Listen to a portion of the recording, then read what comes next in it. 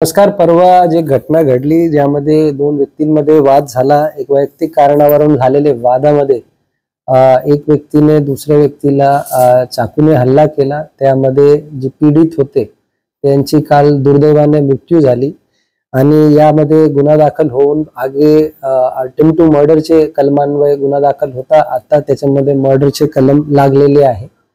या फिर्यादमध्ये नमूद असलेले दोन्ही आरोपी पोलिसांनी अटक केलेले आहे. या दुसरा आरोपी पोलीस विभागाशी संबंधित असल्याने त्यांच्या विरुद्ध निलंबनाची कारवाई सुद्धा करण्यात आलेली आहे आणि पुढे त्यांच्यावर विभागीय स्तरावर कडक कारवाई करण्यात येणार आहे. या गुन्ह्याचे नंतर जे गुन्हे घडले त्यामध्ये सुद्धा जे आरोपी होते त्यांना अटक करण्यात आलेली आहे आणि माननीय न्यायालयासमोर त्यांना हजर करण्यात आलेला आहे.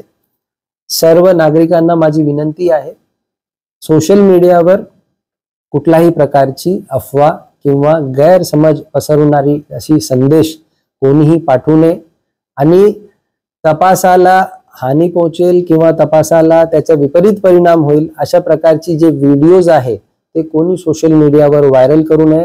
विशेष करून जे घटना संबंधित व्हिडिओज आहे त्यांना कोणी व्हायरल करू नये जेणेकरून तपासावर त्याचा विपरीत परिणाम होईल.